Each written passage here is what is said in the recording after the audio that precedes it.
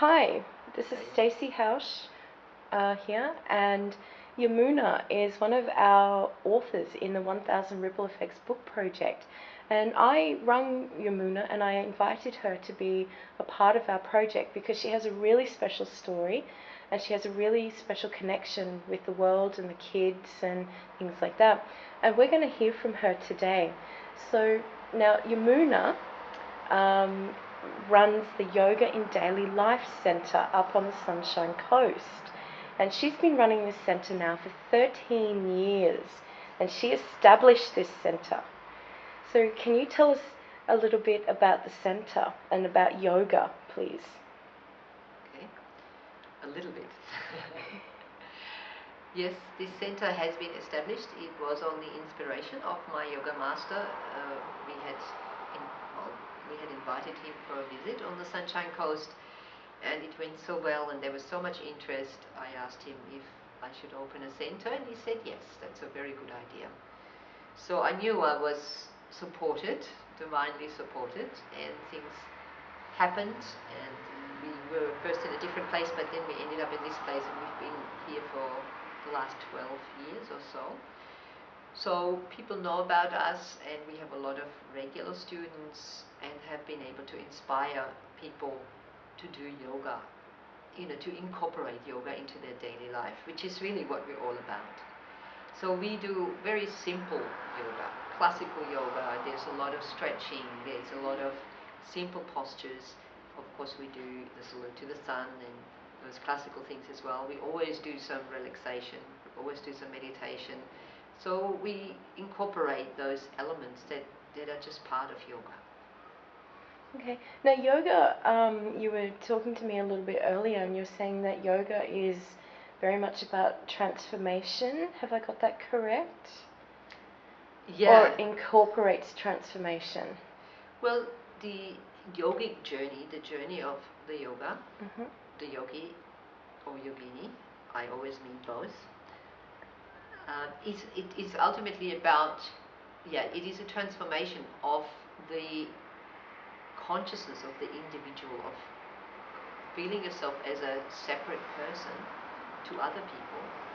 And often that can be very painful. We compare ourselves with others, we continuously want to improve ourselves. So we can't be happy where we are.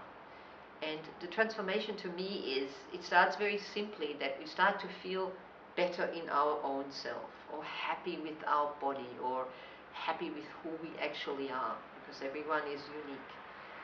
And yoga, these simple yoga exercises and meditation are really a great tool to help that. If we continue the journey, and it depends how much we put into it, it can lead to a really, really huge transformation where we do recognize ultimately that we are actually connected to everything. And so it's the individual journey, and everybody can take it in their own speed, in their own pace. And we're just here to support people in that and encourage them. And of course, for me, it's great because it reminds me of yoga all the time, because I live in it. Wow. Now, you were telling me earlier about transformation. You were thinking of your story for the book was going to be about transformation. Can you tell us a little bit about the transformation that you were talking to me about earlier? Yeah, I also work as a kinesiologist, so I work a lot with individuals. And the transformation, that for me it is very important that we are able to transform our experiences into something very precious, which makes us uniquely who we are. So no matter how difficult our life has been, or difficult experiences, the skill or the wisdom in life is to be able to transform that into gold, to make it from lead or heaviness into gold. Can you give us an example of that? Because that's a really unique metaphor that you've used there, transforming, the heaviness into gold. Like, if people were going to apply that alchemy, yes. Now, if people were going to apply this alchemy and this transformation in their life, what would that look like? It would look like that instead of holding bitterness or resentment or pain, or that we are not able to forgive, that we come to a place that we can look at that event or that person with gratefulness and with love. Mm-hmm. And then we actually have done that. We have transformed the lead, the heaviness, into gold. Because it has enriched me. It has made me the person who I am today. That's actually, okay, yes, I do understand. Yeah. So someone has done something to you. Well, we perceive it that way. Oh, okay, yes, we've perceived it or taken it that Yes. someone has wronged us for Yeah. whatever reason. And instead of holding on to the bitterness or the hatred or the anger, we just look at them through eyes of love, and we offer forgiveness. We show compassion, and I forgive you, you know, for everything, and I still want to love you the way that you are. Yeah, and that can ultimately transform that relationship anyway, if that's still possible, or it transforms you. That's ultimately what it's about, and then will affect people around you as well. Now, this is a story I want to be hearing in the book. This sounds really interesting, and I think everyone else is going to want to hear this as well. Now, Yamuna, how did you and I meet? We met on the Heal Yourself Expo about, I think it's 4 years ago, in Caloundra. It was quite a big venue, and you were there in a little stall, and you told me about your organic products. And I said, I love everything organic, and would love to know about it. And we met a few times over these products. Yeah. That was such a very unique little connection that weekend, wasn't it?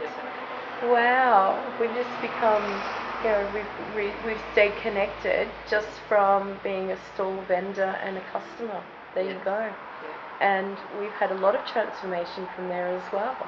And those organic products have helped to add some funds and donations to your yoga center, Yoga and Daily Life Center. Yes. Because that was their purpose at that time.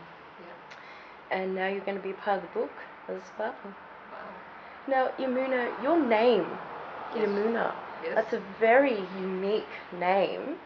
What does it mean? Well, it is a yoga name. So traditionally a yoga master can give a spiritual name to a disciple if they wish that. And that helps the spiritual transformation. Yeah? So you're actually transforming from your worldly connections to a more spiritual goal or path. And Yamuna, particularly Indians will all know this name. It is quite a common name in India, and it is one of the big rivers in India. So you have the Ganga river, many people know that, Ganges, and the Yamuna, and there's another very big one, the Saraswati, which is actually underground. And they are rivers that meet the ocean. So they come, particularly Yamuna and Ganga, from the Himalaya, flowing all the way down, for hundreds of kilometers to the ocean. So symbolizing that journey of our human birth, and then through life or lives, we travel to this union with the big cosmic water, so the big cosmic self.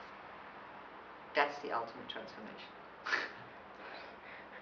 So Yamuna is very much the river of life, or the flow of life, yes, to the ultimate transformation. Yep. Wow. Well put. And you're actually taking people on a journey. Because if you're here running this center, all these people are coming on that journey, that flow of life, that river of life with you, and you're helping to transform their lives. Well, we do what we can. People, actually, you're a part of their transformation. Yeah. They do the transforming themselves, Absolutely. but you have a part to play in that. Yeah. Well, Swamiji tells a story. We go to the river with different containers. Yeah. So it depends how much we actually want to get from there. Yeah. Some people jump right into it. Yep. Others just take a little bit. Tiny bit. It depends how much you want to immerse yourself. So that's everybody's journey. Oh, that's a very special connection with people. So yes. All right, well, Yamuna, I very much look forward to reading your story in the book, and I'm pretty sure everyone else does as well. Thank you very much. We will hear from Yamuna again. Look for her story in the book, and until next time, thank you. Thank you, Stacey.